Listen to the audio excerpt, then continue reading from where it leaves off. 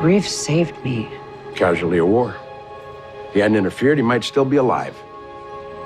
I've spent my whole life putting bad guys behind bars. The public believed they understood why Pauley Perrette abruptly left her acting career. Her official statement was straightforward: she desired a more peaceful existence. However, leaked information presents a different version of events.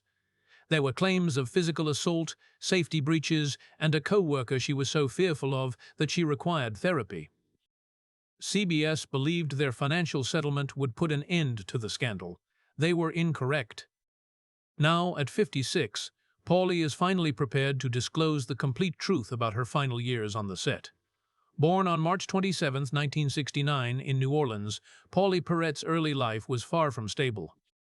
Her father's job with the railroad industry necessitated constant relocation for the family. By the time she reached her teenage years, she had already lived in 14 different locations. She never stayed in one place long enough to develop a sense of belonging, but this constant displacement taught her valuable skills: how to adapt quickly, to assimilate, and to perceive people's true nature. Although she was born in Louisiana, she consistently referred to Alabama as her home.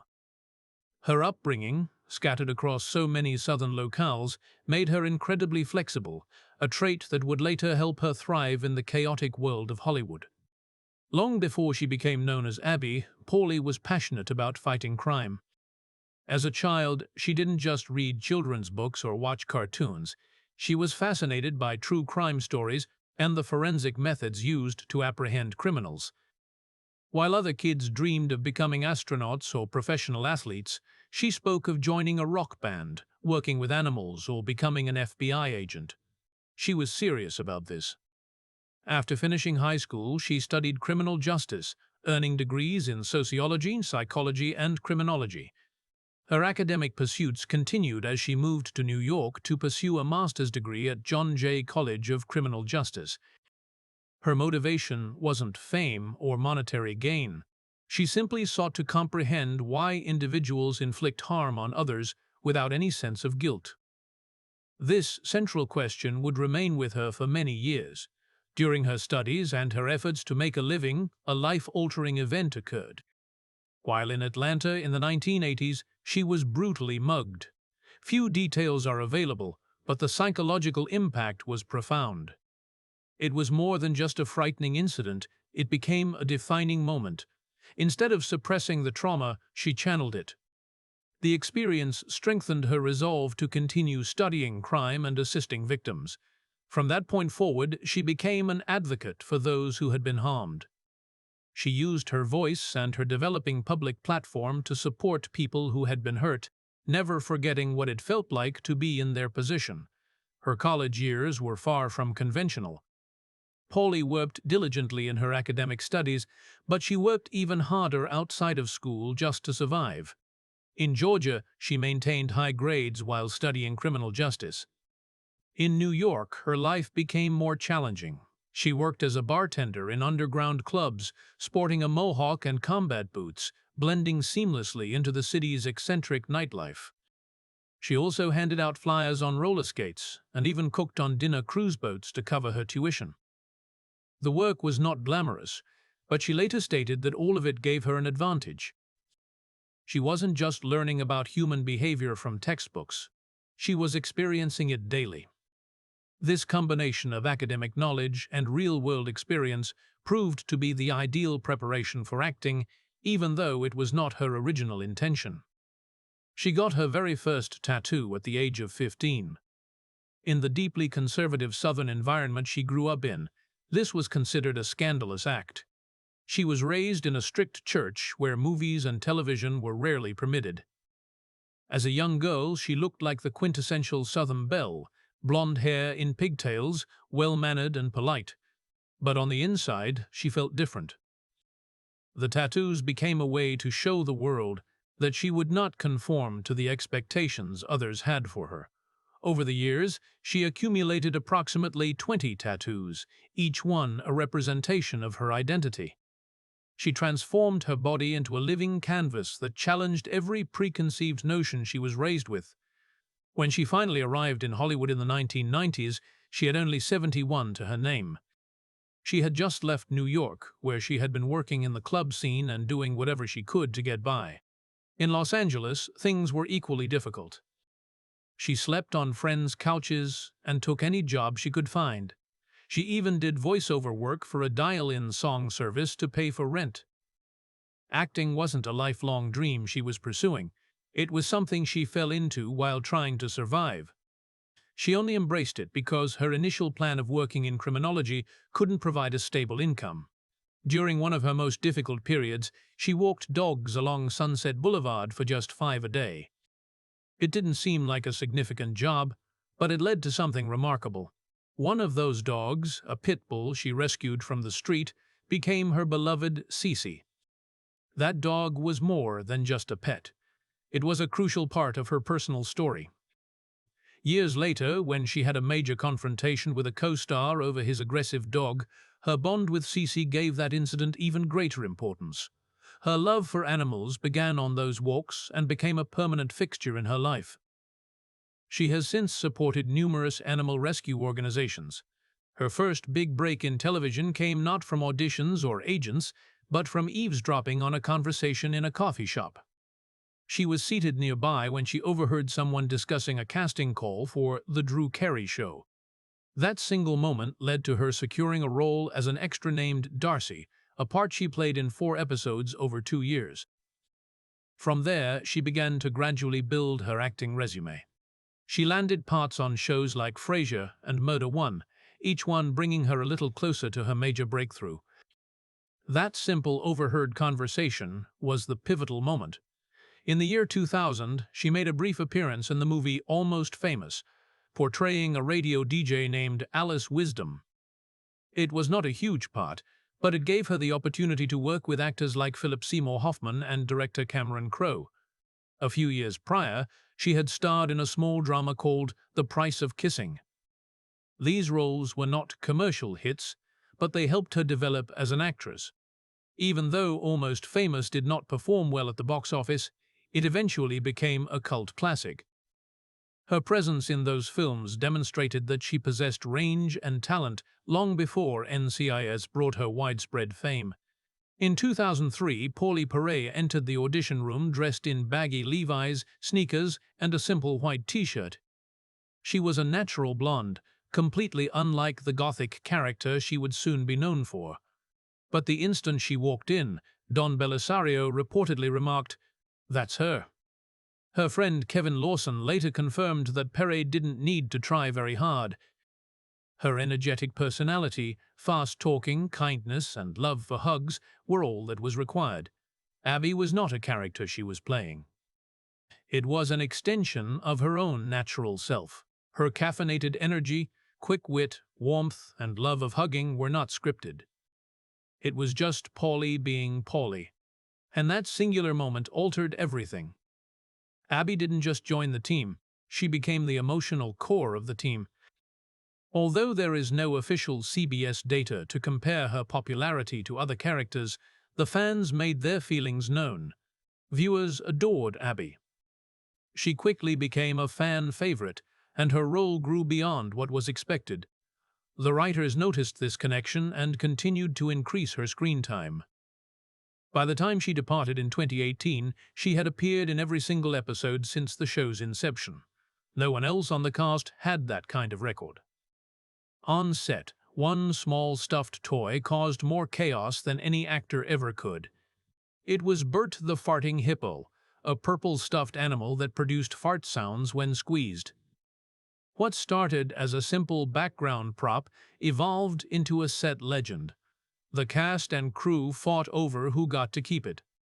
The producers eventually had to lock it away to prevent people from taking it home. Bert appeared in episode after episode, providing comedic relief in the most serious scenes. It wasn't just commercial merchandise that made Abby iconic. It was quirky details like this that became unforgettable. Behind the scenes, Perrette took Abby's role as a forensic scientist very seriously. When the 3rd episode, Sea Dog, aired in October 2003, it was evident that Abby was an expert in her field. But this was not by chance. Perrette collaborated with real forensic experts and learned the science herself. She studied DNA analysis, ballistics, and lab procedures, all to make the role feel authentic. She didn't just memorize her lines. She truly understood what they meant. This made Abby more than just a television character. She felt like a person who could walk into a real NCIS lab and begin working. Pauley Perrette's commitment wasn't limited to her acting role. She dedicated herself to causes that were important to her. One such cause was helping veterans. She worked with American Humane's Pups for Patriots program, which connects service dogs with veterans suffering from PTSD and traumatic brain injuries. These dogs can cost as much as $30,000 each to train. But Perrette believed in the program's mission and did whatever she could to help. The program has paired over 160 veterans with trained dogs, providing them not just with support, but with dignity. This mirrored Abby's own profound respect for military personnel on the show. The show's popularity surged during the season 7 finale. That single episode attracted over 20 million viewers in the United States. It was a significant moment for NCIS. The crime drama even surpassed American Idol's ratings that year. The show's viewership among the 18 to 49 age group increased by 25% from the previous season. It jumped from 14.9 million to 17.6 million total viewers, year over year. This was not just another finale. It was the moment NCIS became the top-rated scripted drama in America, and it remained there. One of the most peculiar but effective marketing successes came from Abby's signature drink, Cafpow. It began as a design concept. Originally, it was meant to be caffeine pills. But producers did not want Abby taking pills on screen, so they transformed it into a bright red energy drink. And that red cup became iconic. 7-Eleven capitalized on the idea and ran a promotion that led to a 14% increase in energy drink sales nationwide. They even created holiday-themed Cafpow cups. What most fans were unaware of was that Pauley Perrette never drank the actual liquid. Her cups were filled with cranberry juice. Perrette never requested a body double, even in scenes that made her physically uncomfortable. She suffered from severe claustrophobia, but she still filmed inside tight morgue sets without any assistance. One episode, Betrayal, required her to confront those fears in a major hostage scene. She did not hesitate. She continued with the scene. Even when the set made her feel like she couldn't breathe, she never broke character. The show referred to her fear as necrophobia, but for her, it wasn't about dead bodies. It was about the walls closing in. And yet, she stayed in character for 15 years. She never allowed her fear to compromise her performance. In secret, Perrette also created a webcomic while she was on NCIS. She used the name P and published a series called Lab Babble, which chronicled Abby's lab adventures.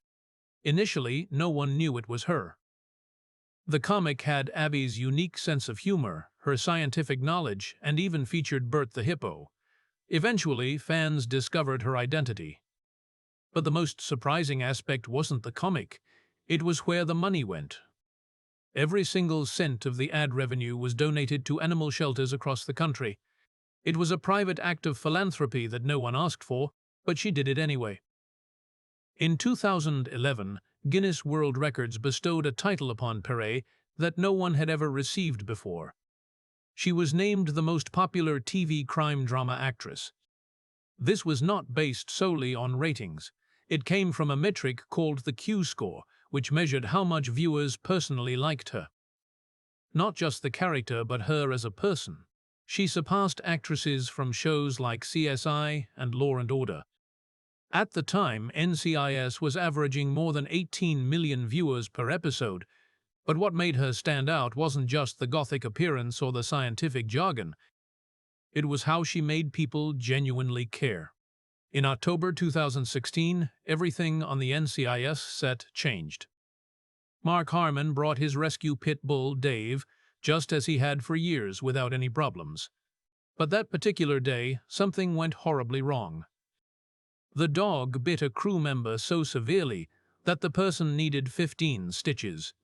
The attack was serious enough to halt production for 2 hours. It wasn't just a brief scare. The injury left deep physical scars and emotional trauma. Harmon's lawyer later admitted that he had warned him about the risks of bringing the dog back. Still, Dave returned to the set. What had once been a safe, controlled environment now had a hidden layer of fear. That incident did not fade away quietly. It initiated a series of events that would eventually tear the show's foundation apart. Right after the dog attack, Pauley Perrette demanded that CBS never allow Dave near the set again. She was shaken. But when the network permitted the dog to return, she was furious. She responded by having a strict clause added to her season 15 contract. From that point on, she would never appear in the same scene as Harmon. For fans, it was a mystery. On screen, they never shared a scene together. Behind the scenes, filming had to be scheduled around them. Her scenes were shot on different days with separate crews. Production costs increased, and the entire system became more difficult to manage. In her final episode, which was watched by 15 million people, they did not even film in the same building. Editors had to meticulously piece the episode together, creating the illusion of a connection where none existed. Then, in June 2019, Pauley went public with everything. At 6 a.m., she posted a tweet that immediately sent shockwaves across the internet. She stated that she was terrified of Harmon and that she had nightmares about him attacking her. She made it clear she would never return to NCIS. Her words did not come from a press interview or a private source. They were direct, honest, and raw. The internet exploded. Entertainment websites crashed as fans tried to understand what she was saying. The image of Harmon as a calm, fatherly TV figure was suddenly shattered. He remained silent. For many, that silence only added credibility to her statements. What had not been previously known was that Pauley had already filed 3 separate safety complaints with HR. These were not just rumors about disagreements or salary negotiations. CBS later confirmed that she had raised concerns for over a year before she left the show.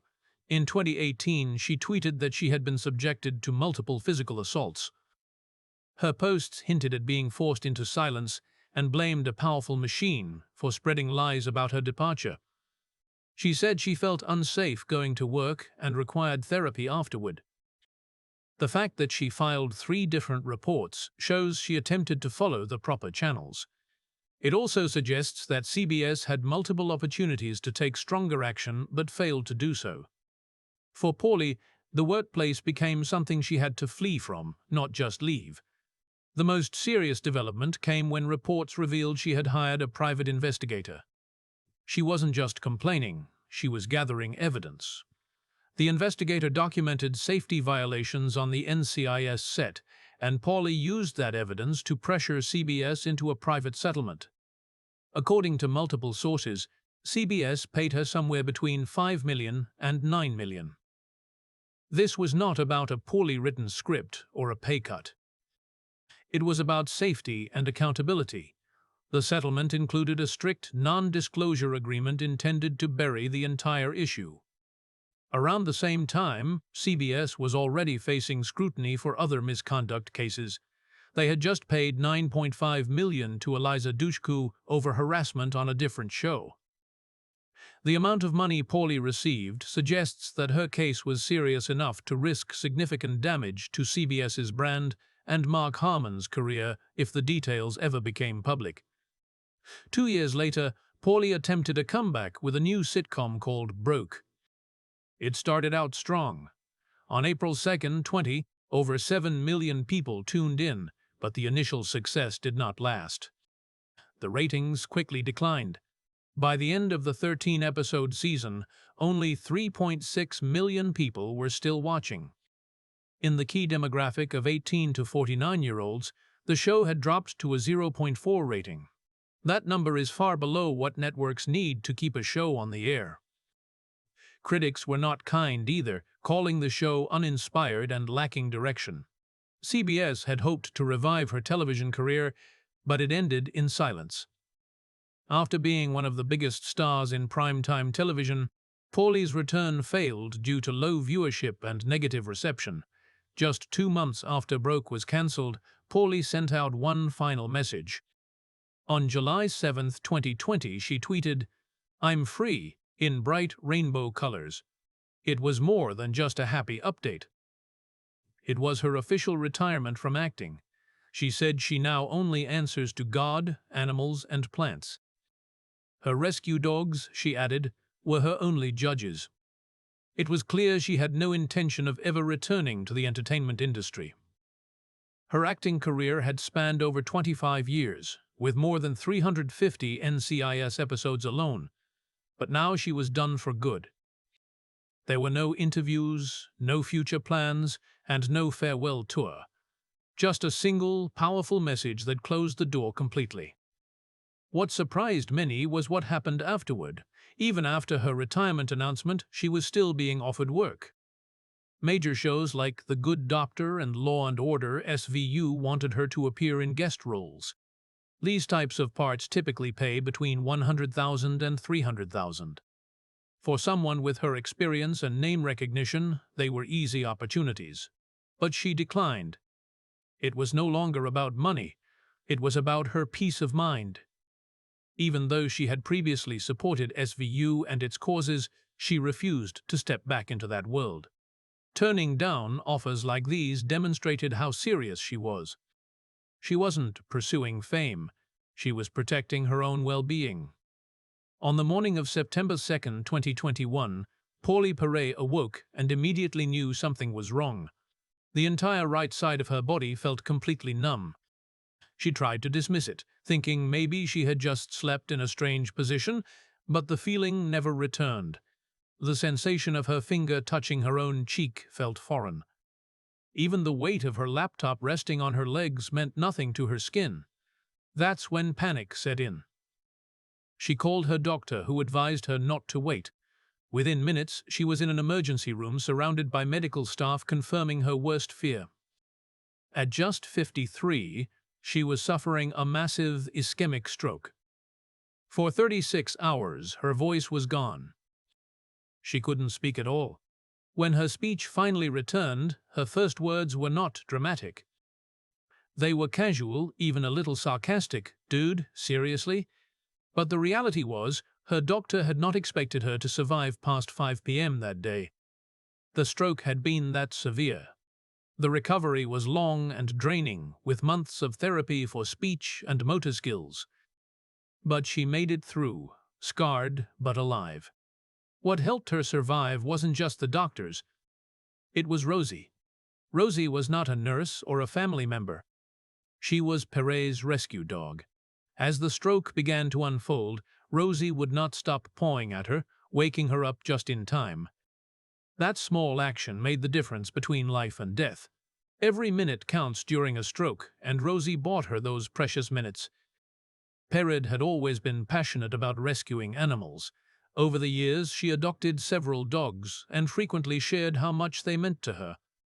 But this was different. The dog she had saved ended up saving her in return. That moment made her realize that their bond went far beyond simple companionship. It was a matter of survival. From then on, her devotion to animal rescue grew even deeper, built on a foundation of gratitude and something almost spiritual. That sense of spirituality became more profound after the stroke. Perrette began to seek peace in quiet places far away from the glitz of Hollywood. She started visiting a Benedictine monastery in Big Sur twice a year.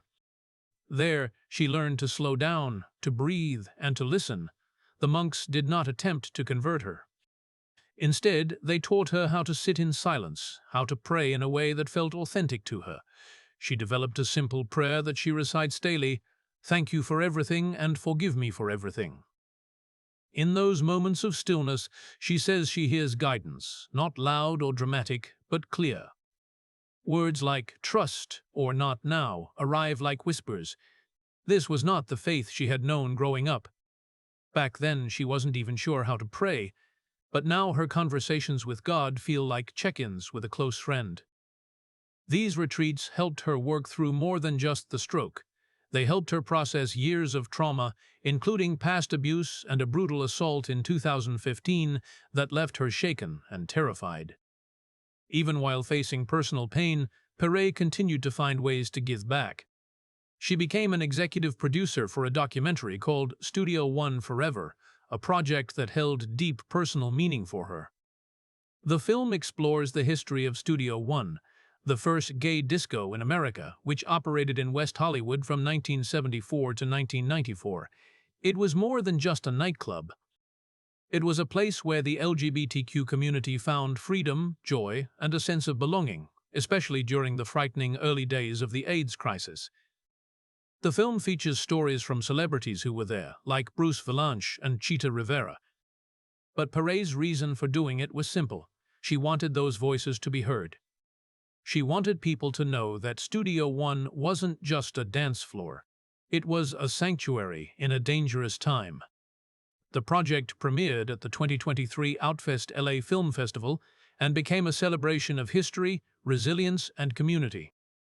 But some of her most meaningful work never made the headlines. In 2015, she quietly helped a young cancer patient named Cristina Flores. Cristina was a huge fan of NCIS and dreamed of meeting Abby Sciuto. Thanks to the Make-A-Wish Foundation, that dream came true. They met, spent time together, and even got matching temporary tattoos. Weeks later, Cristina passed away. No one knew at the time, but Pauley had paid for the entire funeral and travel expenses for Cristina's family. It wasn't for publicity. It was a private act. The only reason it became public was a tweet from Cristina's aunt, which was later deleted. Perrette never commented. She didn't need to. She had already done what truly mattered. She honored a little girl whose strength had touched her heart. Hollywood kept calling, but Pauley kept choosing her values. In 2007, Playboy magazine offered her $750,000 to pose. She said no. In 2013, they returned with an offer of almost $1 million. She turned them down again. At that time, NCIS was one of the biggest shows on television, with over 19 million people watching every week. Playboy assumed she would say yes, but she did not want to be a part of anything that objectified women. She knew her young fans were watching, and she wanted to send a different message. In a 2014 interview with TV Guide, she said the offers did not tempt her, not even for a moment. She believed in demonstrating strength in a different way, and she stood by that belief even when it came at a personal cost. But perhaps the biggest surprise came in 2023, when Pauley's will was leaked during a probate filing in Los Angeles. The total value of her estate was over $22 million. Not a single dollar was left to family or friends. Instead, every cent was going to no-kill animal shelters and the Innocence Project. Her lawyer confirmed it, stating she wanted to avoid any inheritance disputes. She had already spent years supporting these causes. In a single year alone, she rescued 12 dogs. Her will was carefully divided, 60% to shelters, 40% to help free the wrongfully convicted. She even made one final request. Her ashes would be divided. Half would be scattered near a dog park. The other half would go to the rescue center where she found her very first dog.